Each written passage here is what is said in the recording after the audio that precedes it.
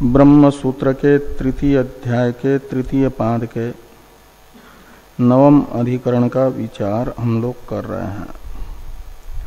इस अधिकरण के संक्षिप्त स्वरूप को बताने वाले अधिकरण सार के दोनों श्लोकों की चर्चा हम लोग कर चुके हैं। इस अधिकरण के विस्तृत स्वरूप को बताने वाले भाष्य ग्रंथ का भी कल विचार प्रारंभ हुआ था। भाष्यकार भगवान ने भाष्य में इस अधिकरण के विषय के रूप में छांदोग्य उपनिषद तथा बृहदारण्यक उपनिषद के छठे अध्याय में आई हुई प्राण उपासना में जो वाक्य हैं उन्हें इस अधिकरण के विषय के रूप में बताया।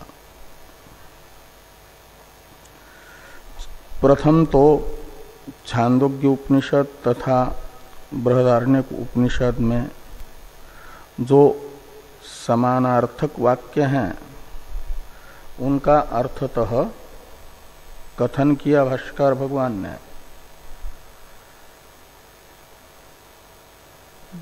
प्राण उपासना के प्रकरण में मुख्य प्राण का वागादि के प्रति प्रश्न किम में अन्नम किम में वासः इत्याकारक, और इन दो प्रश्नों का जो उत्तर ये एक प्रकार से समान जैसा है। और वो पाठ करते समय फिर उत्तर देते समय शब्दांतर है, अर्थांतर तो है नहीं। छांदोग्य उपनिषद में तो कहा गया कि तस्माद्वा एतद अशिष्यन्तः पुरस्ताच्च उपरिष्टाच्च अद्भि परिदधति, और वाजस्नेही उपनिषद में कहा गया तद विद्वांस श्रोत्रिया अशिष्यंत आचामंती असित्वाच अचामंती एतमेव तद अनम अनग्नम कुर्वन्तो मन्यन्ते। ये तो प्राण के प्रश्न का उत्तर जो वागादि के द्वारा दिया गया, उस उत्तर के प्रकार में भिन्नता है अर्थ एक ही, लेकिन शब्दांतर का प्रयोग है। उनमें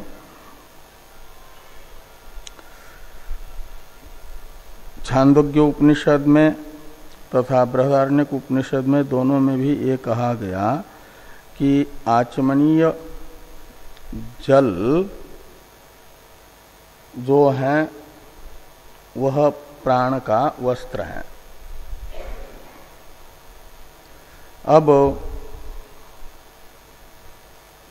अर्थात यहाँ पर ये प्रतीति हो रही है कि प्राण उपासक प्राण उपासना के अंग के रूप में जैसे सर्वान्न में ये समस्त अन्न प्राण का अन्न है ऐसा चिंतन करता है, ध्यान करता है, ऐसे प्राण उपासना के अंग के रूप में प्राण उपासक उपास्य प्राण के वस्त्र की दृष्टि आचमनीय जल में करें, ये बताया जा रहा है। तो ये विषय बताया गया तो संशय होता है। संशय भी भाष्य में कहा गया कि क्या प्राण उपासक के लिए श्रुति वाक्य के द्वारा अपूर्व आचमन तथा वस्त्र दृष्टि इन दोनों का विधान हो रहा है या दो में से एक का हो रहा है? दो में से एक का हो रहा है तो आचमन मात्र का हो रहा है या वस्त्र दृष्टि का मात्र हो रहा है, ऐसा संशय उपस्थित हो जाता है। और इस संशय का निवर्तक यथार्थ निर्णय अनुकूल विचारात्मक यह अधिकरण प्रारंभ हुआ। इसी के लिए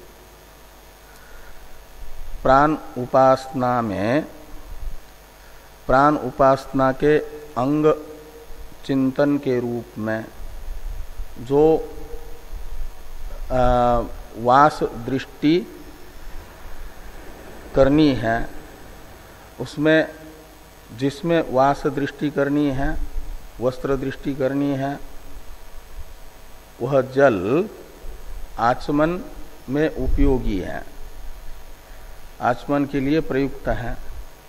तो क्या आचमन का भी विधान और उस दृष्टि का भी विधान माना जाए? इत्याकारक संशय का निराकरण करने के लिए ये संशय निवृत्त होता है निर्णय से। यथार्थ या विपरीत निर्णय जिसकी बुद्धि में है उसे संशय नहीं रहता। भ्रांत पुरुष भी एक निश्चय में रहता है, वो विपरीत निश्चय होता है, उसका अलग बात। इसलिए पूर्व पक्ष को भी निश्चय नहीं है, क्या नाम निश्चय है, संशय नहीं है। और सिद्धांति को भी संशय नहीं है, संशय होता है मध्यस्थ को, यहाँ वह विधान हो रहा है या अन्यतर विधान हो रहा है, ऐसा। इस संशय की निवृत्ति के लिए जो संशय रहित है ऐसे दो सामने आएंगे। उन दो में से एक का रहेगा अयथार्थ निश्चय, वो है पूर्व पक्षी, और एक का रहेगा यथार्थ निश्चय, वे हैं सिद्धांती। इसलिए दो निर्णय आते हैं, एक गलत निर्णय, एक यथार्थ निर्णय। गलत निर्णय पूर्व पक्ष, यथार्थ निर्णय सिद्धांत। तो संशय तक हम लोग देख चुके हैं। पूर्व पक्ष का अवतरण जो टीका में था, इस अधिकरण की पूर्ववर्ती अधिकरण के साथ संगति बताते हुए टीकाकार ने पूर्व पक्ष का अवतरण लिखा था। संगति है दृष्टांत संगति पूर्व अधिकरण के साथ कार्याख्यानाधिकरण की। और किं तावत् प्राप्तम उभयम अपि विधीयते इति, ये पूर्व पक्ष की प्रतिज्ञा है। उभयम अपि विधीयते इति, ये उभयम यानी आचमन तथा वास दृष्टि, इन दोनों का भी विधान यहाँ पर हो रहा है। तद विद्वांस श्रोत्रिया अशिष्यंत आचामंती अशित्वाच आचामंती एतम एव तद अनम अनग्नम कुर्वन्तो मन्यन्ते। इस वाक्य के द्वारा आचमन तथा प्राण के वाश दृष्टि का विधान दोनों भी हो रहे हैं। ये उभयम अपि विधीयते से बताया। पूर्व पक्ष की प्रतिज्ञा का साधक हेतु पूर्व पक्ष से पूछा गया, कुतः यानी कस्मात् कारणात् उभयम अपि विधीयते इति भवता उच्यते। किसका हेतु से आप ये कह रहे हो कि यहाँ आचमन तथा वास दृष्टि दोनों का भी विधान किया जा रहा है? ये कथन किस हेतु के आधार पर कर रहे हो? इस प्रकार के प्रश्न का उत्तर पूर्व पक्षी दे रहे हैं हेतु बता करके। कहते हैं उभयस्यापि अवगम्यमानत्वात्। तो यहाँ श्रुति में आचमन विधि तथा वास दृष्टि विधि दोनों की भी प्रतीति हो रही है। विधेयत्वेन रूपेण आचमन भी तथा वास दृष्टि भी प्रतीत हो रहे हैं, अतः हम कह रहे हैं उभयम अपि विधीयते। जो पूर्व पक्ष की प्रतिज्ञा का साधक हेतु बताया गया था श्रुतत्वतः आपके अधिकरण सार में, वही हेतु यहाँ पर बताया जा रहा है उभयस्यापि अवगम्यमानत्वात्, यानी श्रुतत्वतः आचमन तथा ये आपका वास दृष्टि दोनों भी प्रतीत हो रहे हैं श्रुति से। इसी का स्पष्टीकरण है उभयम अपि स एतत् अपूर्वत्वात् विध्यर्हम्, विधेय के रूप में दोनों की प्रतीति हो रही है। ये दिखाने के लिए कह रहे हैं कि उभयम अपि माने आचमन तथा वास दृष्टि दोनों भी यहाँ विधि योग्य है। विध्यर्हम् क्यों विधि योग्य है? तो कहते हैं अपूर्वत्वात्, विधेयत्व का प्रयोजक है अपूर्वत्व। जैसे क्षेत्रत्व का प्रयोजक ज्ञेयत्व है, दृश्यत्व है, ऐसे विधेयत्व का प्रयोजक होता है अपूर्वत्व।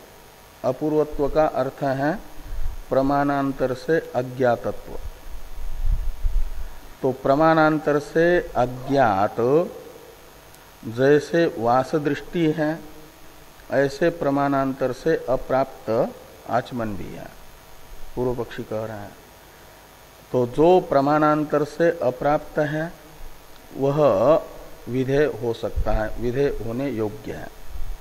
तो दोनों भी प्रमाणांतर से अप्राप्त होने से विधि अर्ह है, विधेय बनने के योग्य है।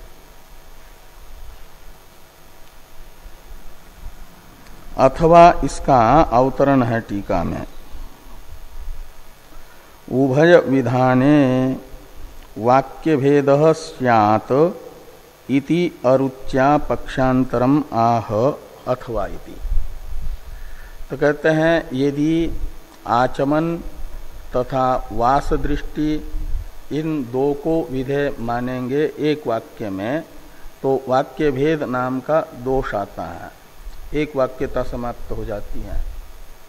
वाक्य भेद नाम का बहुत बड़ा दोष माना है विचारकों ने। तो इस दोष को टालने के लिए उभय को विधि अर्ह नहीं माना जा सकता।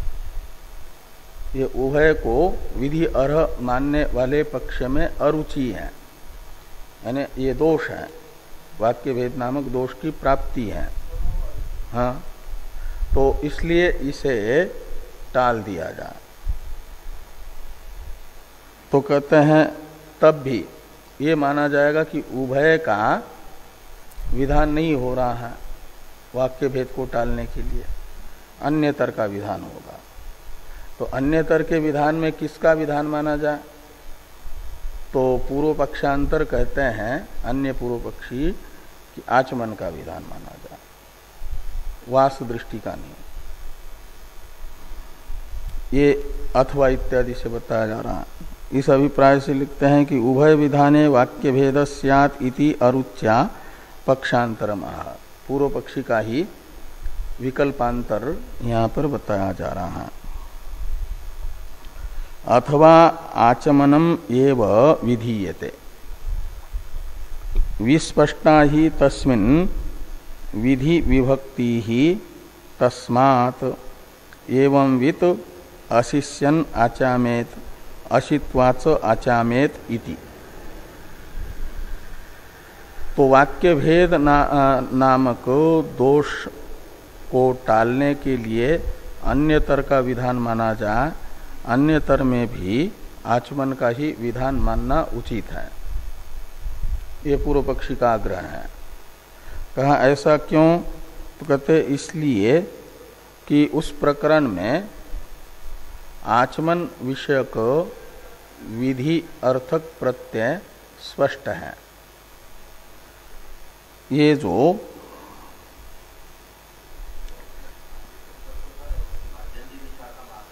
हाँ, इसमें आगे आ रहा है अधिकरण में। तो ये तस्मात् एवं वित अशिष्यन आचामेत अशित्वाच आचामेत एतम एव तद अनग्नम कुरुते इति। ये माध्यन्दिन शाखा का पाठ है श्रुति ही माध्यन्दिन शाखा की है, वो कान्व शाखा की है। तो इस श्रुति में आचामेत ये जो क्रियापद है विधिलिंग विध्यर्थक प्रत्यय है, आचामेत में लिंग प्रत्यय, उसे कहा जाता है विधि विभक्ति। विभक्ति शब्द का अर्थ है प्रत्यय।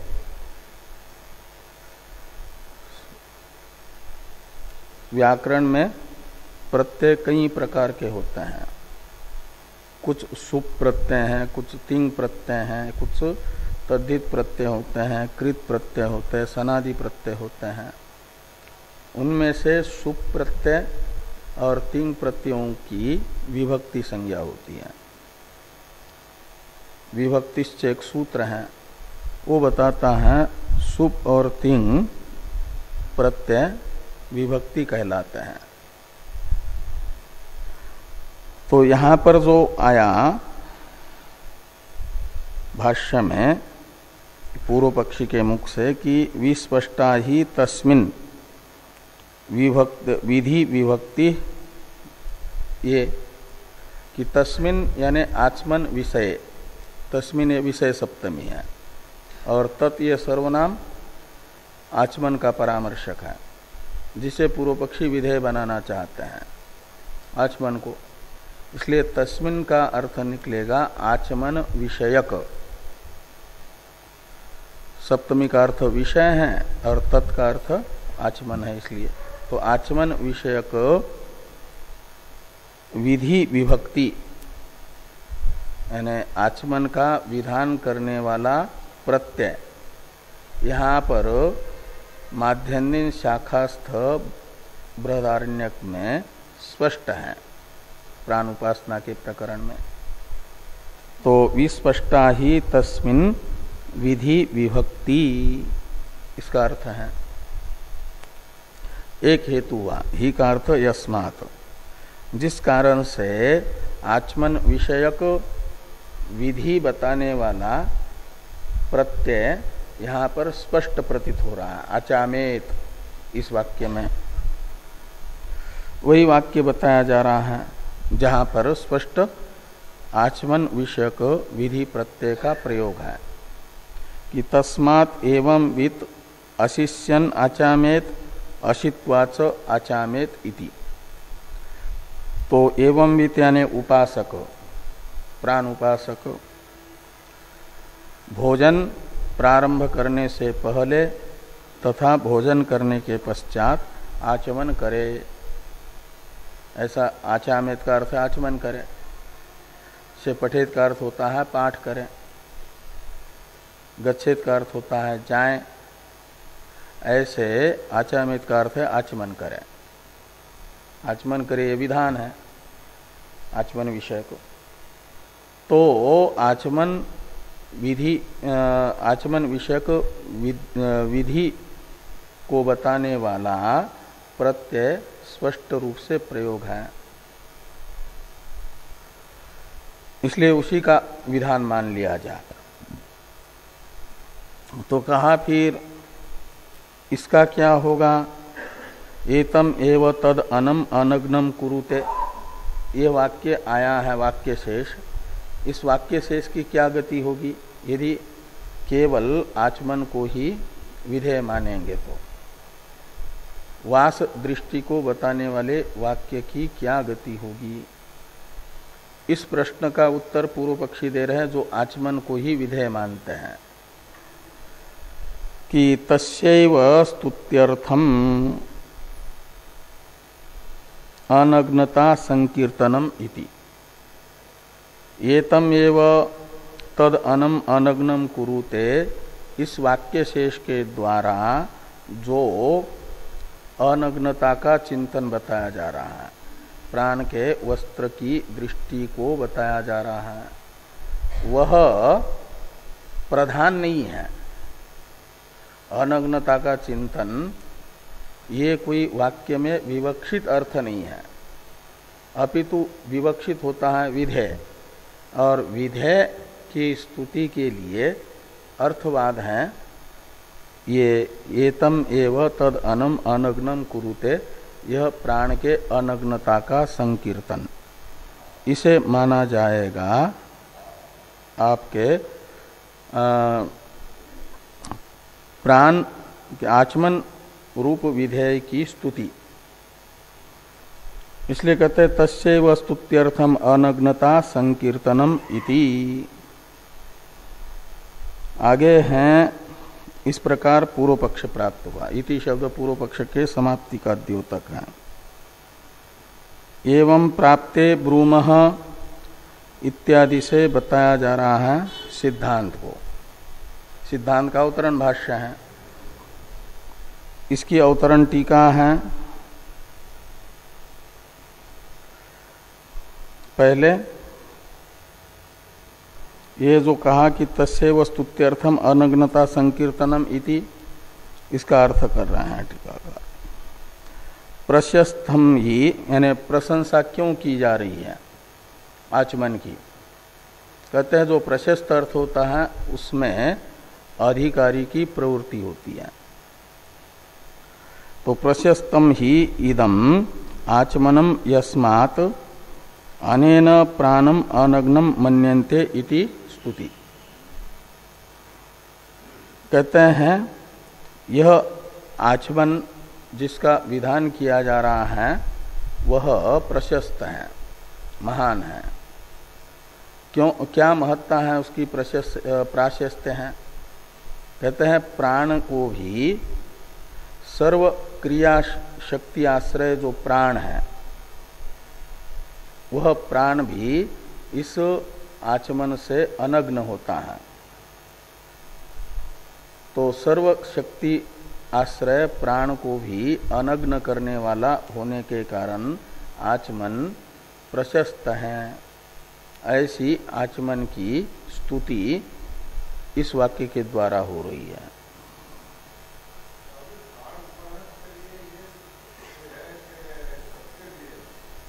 प्राण उपासक के लिए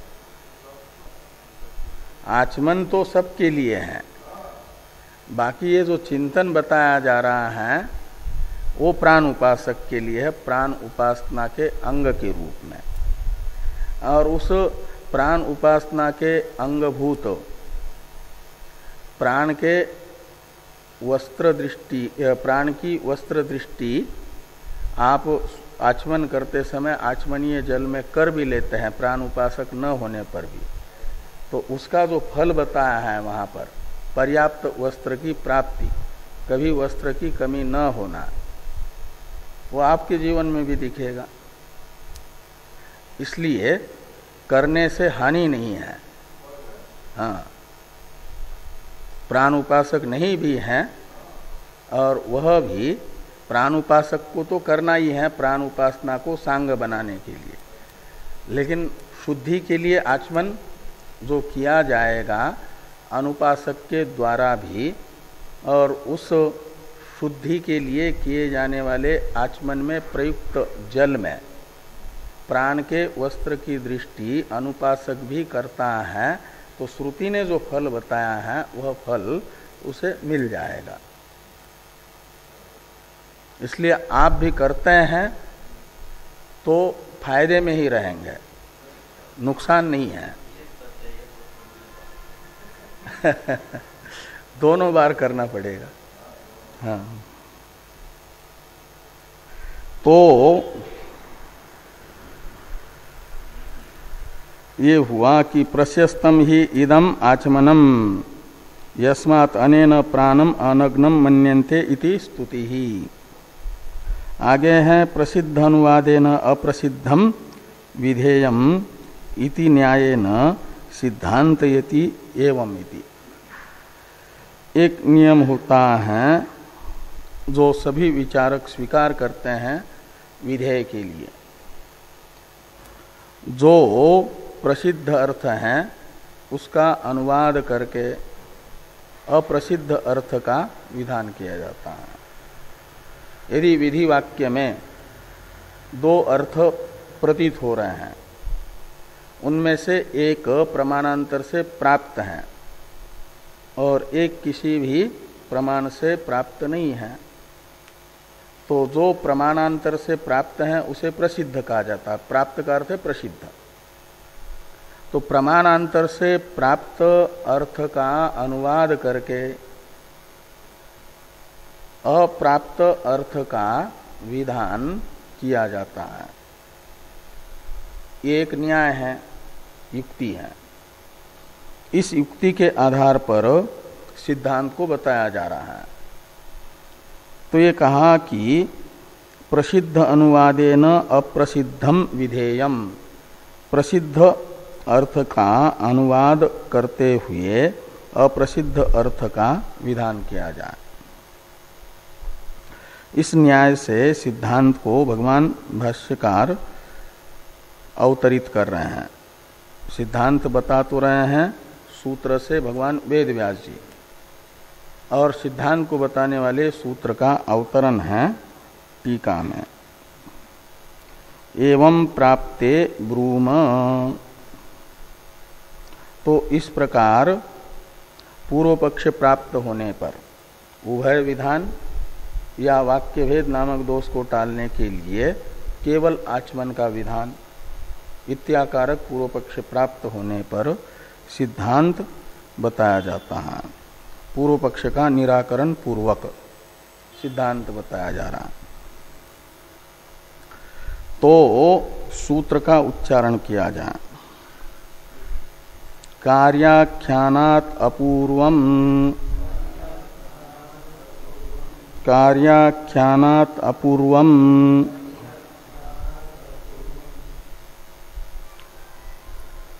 तो जो पूर्व पक्ष है उसका निषेध पहले सिद्धांती करते हैं। पूर्व पक्ष था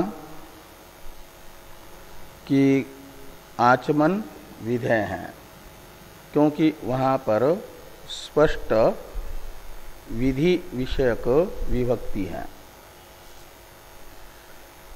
ये जो पूर्व पक्ष की प्रतिज्ञा है उसके साथ न का अध्यार करके अन्वय कर देंगे, सिद्धांत की प्रतिज्ञा होगी। तस्माद् एवं वित अशिष्यन आचामेत अशित्वा चाचामेत इत्यादि श्रुति में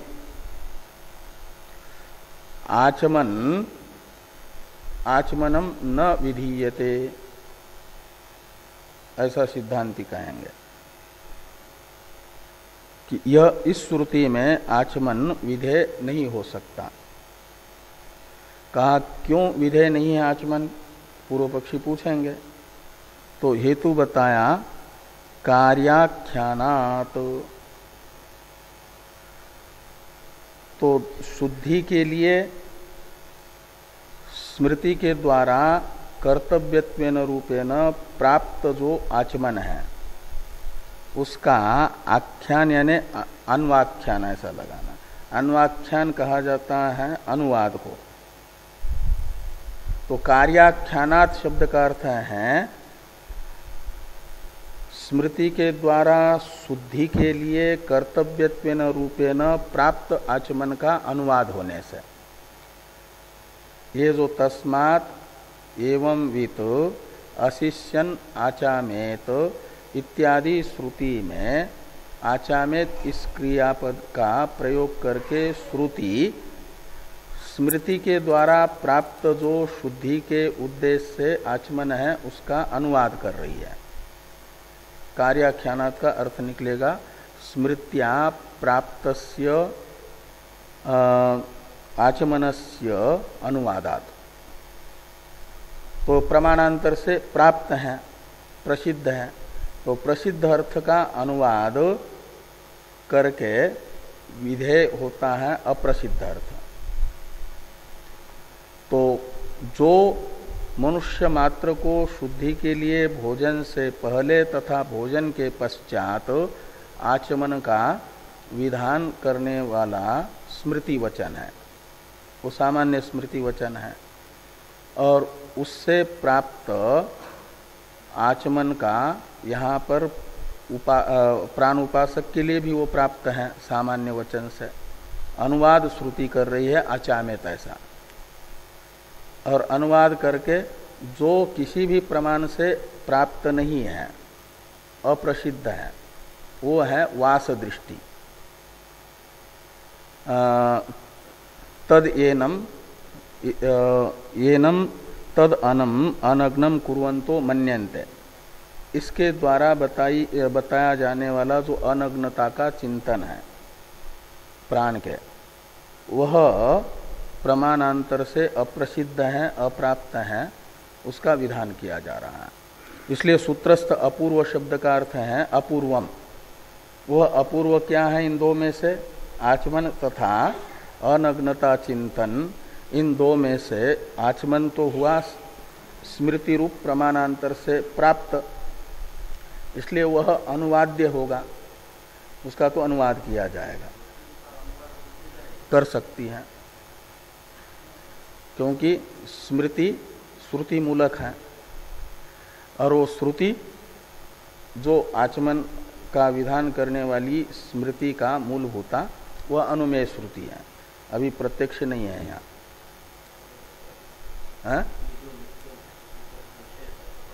हाँ हाँ हाँ, वो अनुमान से बनाया हुआ वाक्य है। जैसे समाप्ति कामो मंगलम आचरेत, ये श्रुति अभी वर्तमान में कहीं मिलती नहीं है। काश्याम मरणान मुक्ति, ज्ञानादेव तु कैवल्यम, ये वाक्य वर्तमान में जो उपलब्ध वेद हैं उनमें से कहीं उपलब्ध नहीं है, लेकिन श्रुति के रूप में प्रसिद्ध है। ऐसे वो भी श्रुति के रूप में प्रसिद्ध है, लेकिन वर्तमान में उपलब्ध वेद में देखते हैं तो वो मिलता नहीं है, इसलिए उसे अनुमित वाक्य कहा जाता है। वेद दो प्रकार का है, प्रत्यक्ष, अनुमित। वर्तमान में उपलब्ध वेद में जो जो वाक्य मिल रहे हैं उसे प्रत्यक्ष वेद वचन कहा जाता है, और जो नहीं मिल रहे हैं लेकिन वेद वाक्यत्वेन रूपेण प्रसिद्ध हैं, वे अनुमित वेद माना जाता है। अनुमित श्रुति मूलक स्मृति होने से श्रुति भी जैसे श्रुत्यंतर का अनुवाद करती है, श्रुत्यंतर से प्राप्त अर्थ का अनुवाद करती है, ऐसे अनुमित श्रुति मूलक स्मृति से प्राप्त अर्थ का भी अनुवाद कर सकती है। तो इसलिए कार्याख्यानात अपूर्वम, तो ये लगाना कि इस वाक्य में तस्मात् एवं वित अशिष्यन आचामेत, इस वाक्य में आचमन का विधान नहीं हो रहा है, ये सिद्धांती कह रहे हैं। तो सिद्धांती के इस वाक्य पर पूर्व पक्षी का एक अवान्तर प्रश्न होगा कि कस्मात्, यानी किस कारण से आचमन का विधान इस वाक्य में नहीं माना जा रहा है। उसका उत्तर दिया वेद व्यास जी ने कार्याख्यानात से, और कार्याख्यानात इस पद का अर्थ है स्मृति के द्वारा प्राप्त आचमन का अनुवाद मात्र होने से। ये आचामेत यह विधि विद्याभास प्रतीत हो रहा है, लेकिन वो अनुवाद है। वह आचमन जो स्मृत्यंतर से प्राप्त है उसका अनुवाद है, अनुवाद होने से कार्याख्यानात का अर्थ है। तो फिर यहाँ आचमन विधेय नहीं है यदि, और उभय विधेय भी नहीं है, तो विधेय कौन है?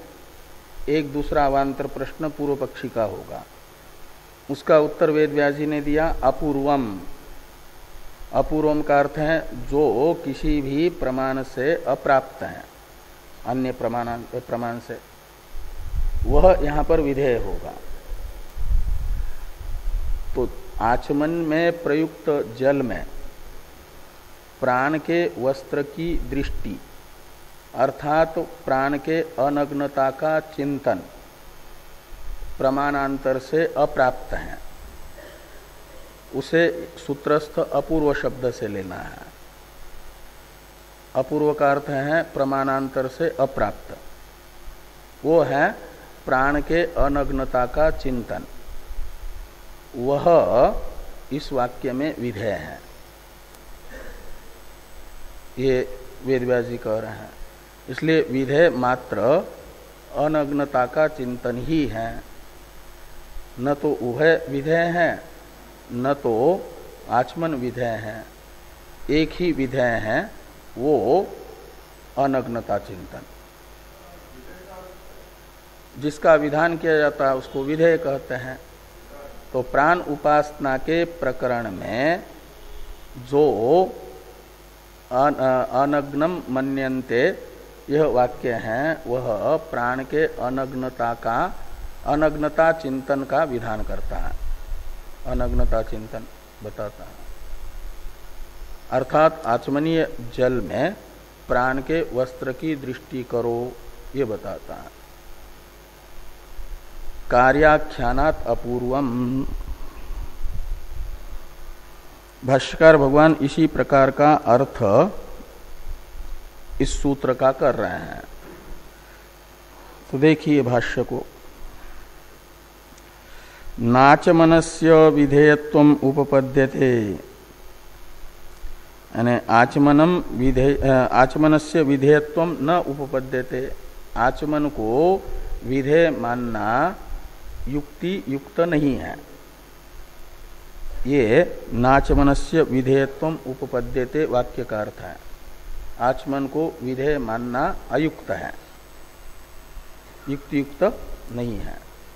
क्योंकि युक्ति तो है, न्याय तो है, अप्रसिद्धम अनुद्य, प्रसिद्धम अनुद्य अप्रसिद्धम विधीयते,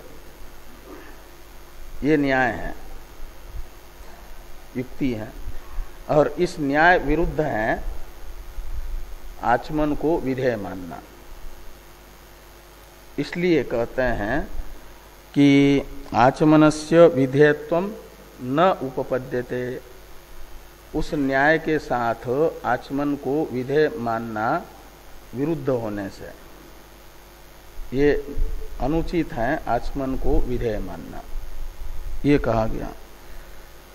कहा क्यों? तो कार्याख्यानात्, यही यहाँ पर उस न्याय को आधार बना करके हेतु भगवान वेदव्यास जी ने बताया, कार्याख्यानात्। वो कार्याख्यानात् का अर्थ है प्राप्तम एव हि इदम कार्यत्वेन आचमनम प्रायत्यार्थम स्मृति प्रसिद्धम अन्वाख्यायते। ये कार्याख्यानात् जो सूत्रस्थ पद है हेतु वाक्य, उसकी व्याख्या है कि प्राप्तम एव हि इदम आचमनम कार्यत्वेन यानी कर्तव्यत्वेन। कार्य शब्द का अर्थ है कर्तव्य, कार्यत्वेन का अर्थ हो जाएगा कर्तव्यत्वेन रूपेण।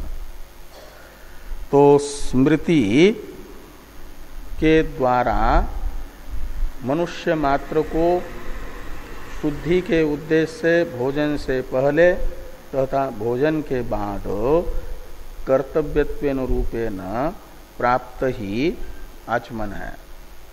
उसका आख्यान यानी अन्वाख्यान अर्थात अनुवाद स्मृति में हुआ आचामेत इस पद के द्वारा।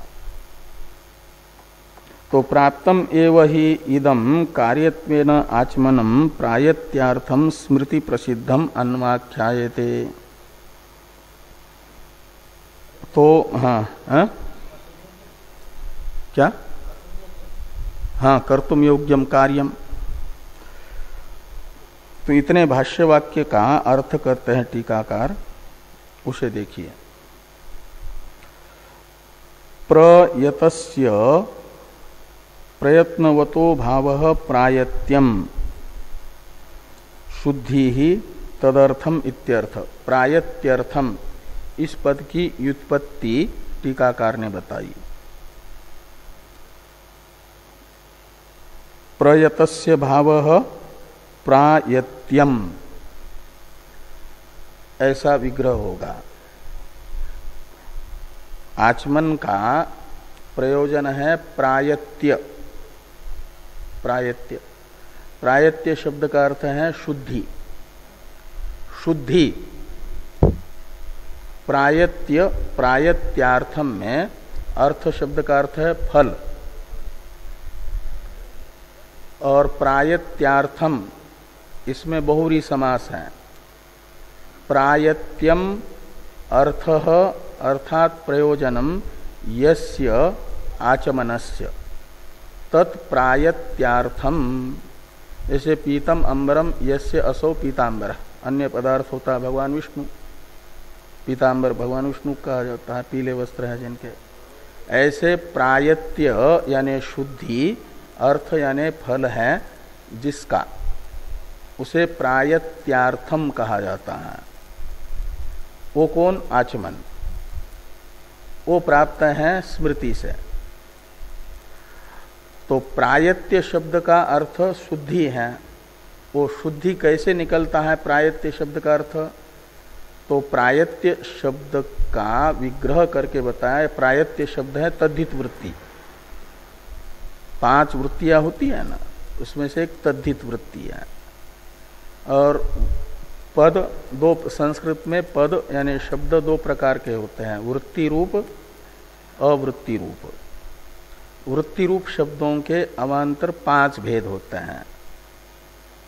कृदंत, तद्धितांत, तिगंत, सनादि प्रत्यांत, समास और एक शेष।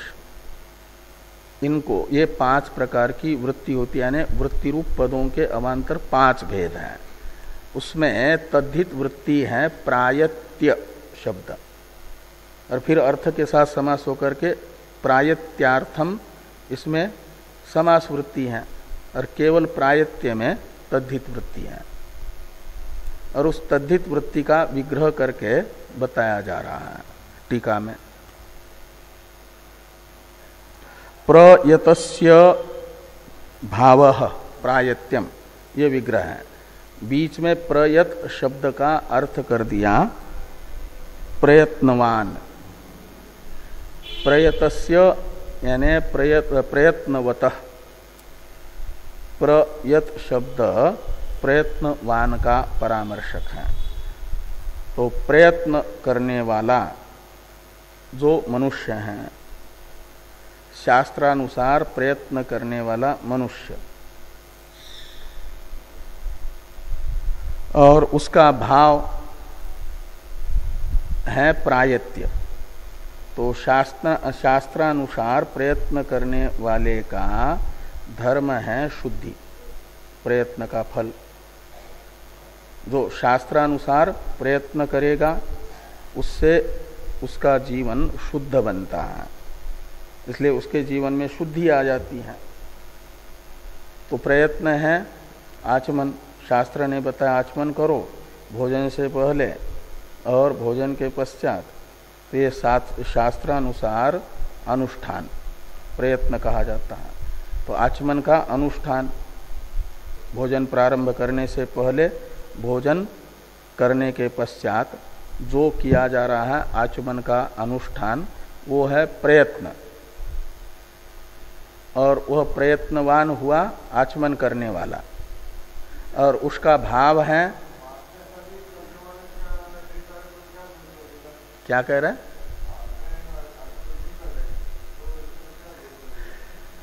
तो उसको खाली कटी वस्त्र ही प्राप्त होंगे, कुर्ते बनियान फटी पुरानी पहननी पड़ेगी, ऊपर वाले उत्तरीय वस्त्र नहीं मिलते। अच्छे शर्ट पहनने हैं, कुर्ते पहनने हैं, उत्तरीय वस्त्र अच्छा लेना है, तो बाद में भी आचमन करके वो भावना करनी पड़ेगी। एक तो भावना भी साथ में करनी पड़ेगी, और खाली शुरू में ही आचमन करेगा बाद में आचमन नहीं करेगा तो आचमन करने मात्र का तो फल शुद्धि है, भावना का फल वस्त्र की प्राप्ति है। तो आधी शुद्धि होगी, आधी शुद्धि नहीं होगी। दोनों बार करता है आचमन तो पूर्ण शुद्धि होगी। दोनों है तो आधी शुद्धि चाहिए तो पहले कर ले, बाद में न करें, और पूर्ण शुद्धि चाहिए तो दोनों बार कर लें।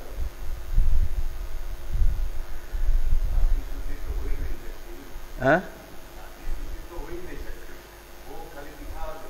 हाँ, वो इसलिए कहीं ना कहीं एक प्रकार से शास्त्र के आचरण से बचने के लिए निकाल रहा है रास्ता, ये माना जा सकता है। तो प्रायत्य शब्द का अर्थ निकला प्रयत्न करने वाले का, यानी आचमन करने वाले का जो भाव है। भाव का अर्थ है धर्म, धर्म का अर्थ है उसका गुण। वो क्या है? शुद्धि। तो प्रयतस्य भावः यानी गुणः, वो शुद्धि गुण है, उसमें शुद्धि रूप गुण आता है, वो है प्रायत्य। और वो प्रायत्य फल किसका हुआ? वो है आचमन का फल। इसलिए आचमन को प्रायत्यर्थम कहा जाता है।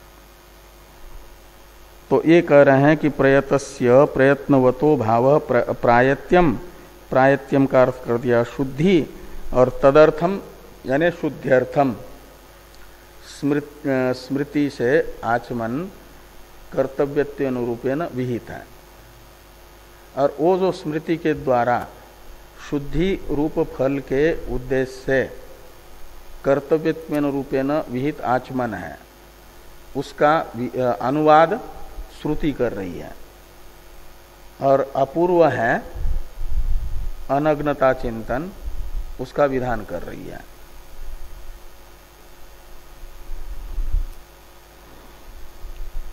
आगे वाला एक वाक्य है, सूत्रार्थ बता रहे हैं टीकाकार। कार्याख्यानात अपूर्वम, इस सूत्र का अर्थ जो भाष्यकार भगवान ने बताया है उसी प्रकार का अर्थ टीका में टीकाकार बता रहे हैं। स्मृत्या शुद्ध्यर्थम कार्यत्वेन विहित सकल कर्मांगतया प्राप्त आचमन अनुवादेन अपूर्वम अनग्नता ध्यानम एव विधीयते इति सूत्रार्थ। ये कार्याख्यानात अपूर्वम, इस सूत्र का अर्थ निकलेगा स्मृति के द्वारा समस्त कर्म के अंग के रूप में शुद्धि के लिए विहित जो आचमन,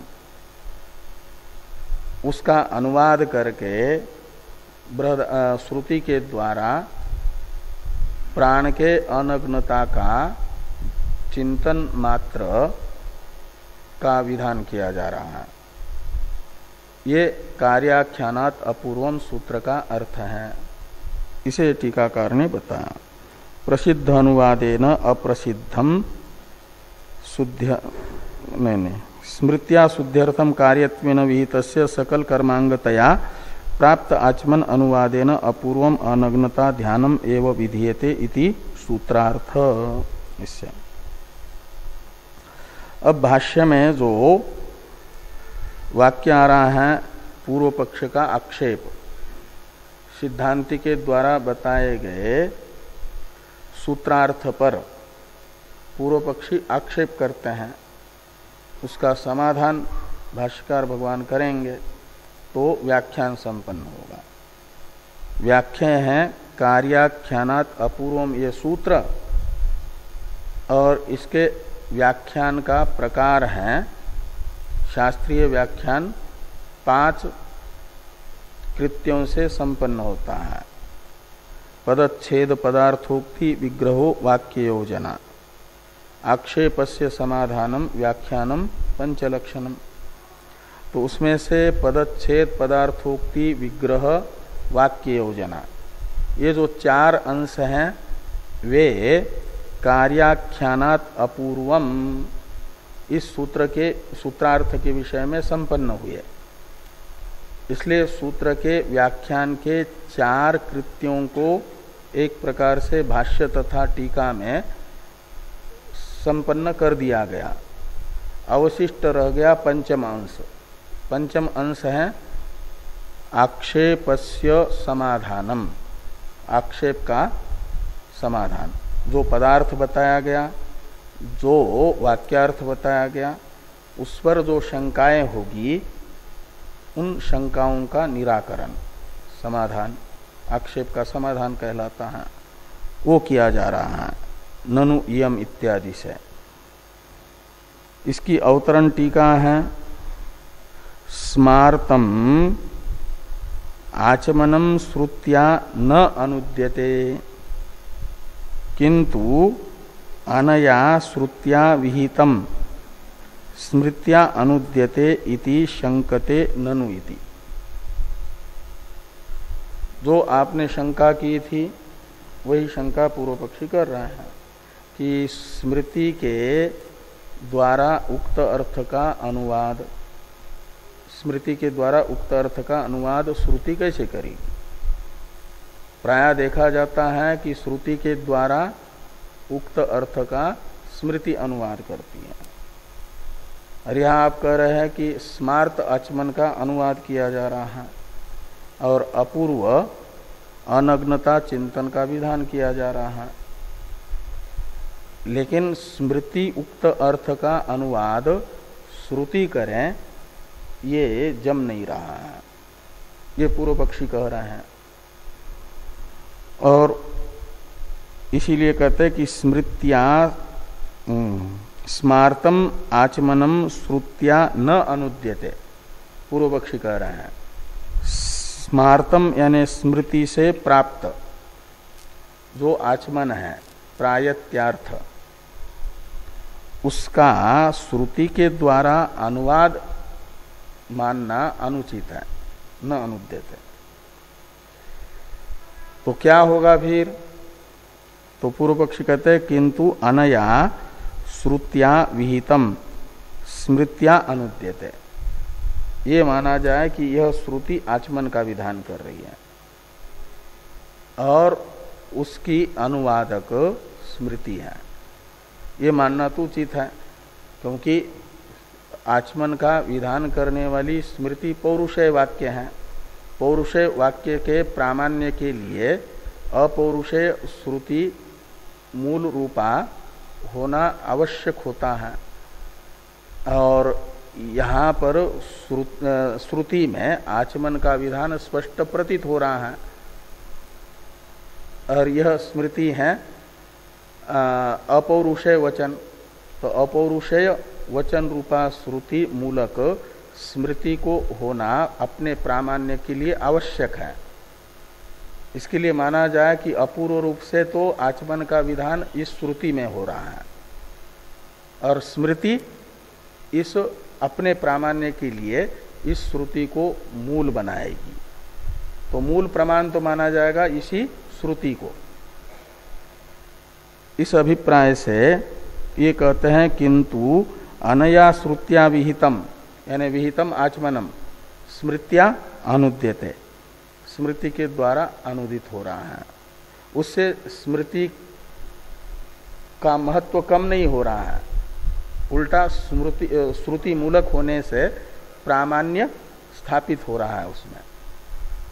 नहीं तो निर्मूल हो जाएगी तो अप्रमाण हो जाएगी, उसको आधार मिल रहा है अपौरुषेय वचन का। इसलिए ऐसा माना जाए, जैसा आप मान रहे ऐसा न मान करके सिद्धांति को पूर्व पक्षी कह रहे हैं कि श्रुति को अनुवादक न मान करके स्मृति को अनुवादक माना जाए, उससे वो साधार हो जाएगी, श्रुति रूप आधार उसे मिलेगा स्मृति को। तो अनया श्रुत्या विहितम स्मृत्या अनुद्यते इति शंकते ननु इति। तो ननु इत्यादि से यही शंका पूर्व पक्ष की आ रही है, इस पर चर्चा हम लोग कल करेंगे। ओम पूर्णमदः